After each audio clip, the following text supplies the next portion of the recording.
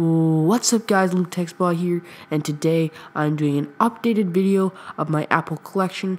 I have done a prior video about a year ago about my Apple collection, but I would just like to make an updated version of that video because I have acquired many more Apple products over the years. So if you guys enjoyed this video, please smash that like button, and let's get started.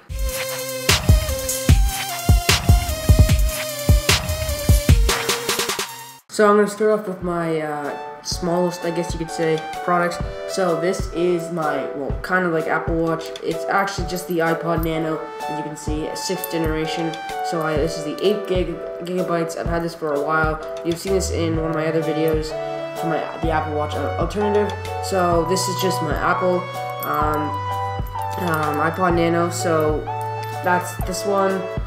Moving on to the next one, I have a iPod Touch 2nd generation. This is in very bad condition. Like it's been dented. I don't know if you guys can see. And then it also has been cracked. I tried replacing it, and it ended up making the screen worse. But I can still say that it works, so I'm fine with that. I barely use it. Don't have much use for it, but it's still an iPod Touch. Moving on to my next one. I like this iPod a lot. It's the iPod Touch 1st generation, so even older than it. The other one I just showed you. It's the 8 gigabyte model. It's been around for a long time. I forget the original release date, but that doesn't really matter. But this iPod is served me well, and I think I bought it off eBay for very cheap. And I'm sure you guys can find one too if you guys are looking for this iPod. It's great for music. I know you can't really get that many games since it's on iOS 3.1.3, but you can still listen to music and watch videos, and which is good because this is a really old iPod. Moving on, this is my iPhone 2G. I also bought this on eBay for very cheap. It's very it's funny to think back that this was a very new and like the best phone on the market. So this is the 8 gigabyte model. It's really fascinating to me because it's really old. Moving on, this is an iPod Nano 5th generation, I believe. I don't know how many gigabytes this is. I'm sure it's like 4 gigabytes or something like that. And this is a great iPod. Listen to music, and that's I think where I listen to most of my music on. So great iPod. Moving on. Now we'll move on to my daily driver. So this is my phone that I use every day in the US, and so iPhone 5S, 32 gigabytes, and it's treated me very well. So yeah, I just use this every day. It's my daily driver. Moving on, so this is the iPhone 5. I have this case on and the screen protector to match the case. So it's pretty neat. I don't want to take it off because I don't have to take the screen protector off because it will look weird with just the green.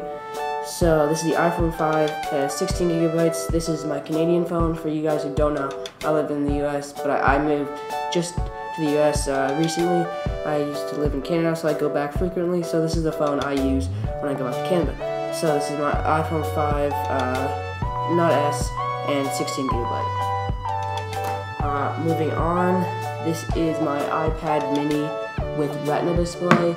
So it's I think Slate edition, and it is very good. It's 16 gigabytes. I wish I got the 32 gigabytes, but this is fine. I love watching movies on it. It's a perfect size, and it's done well for me. I think I got it like last year or something, and it's great. And there's a new one out, iPad mini 3, but I don't think it's worth it. Basically, all they've done is added a fingerprint sensor, which I don't think it's useless.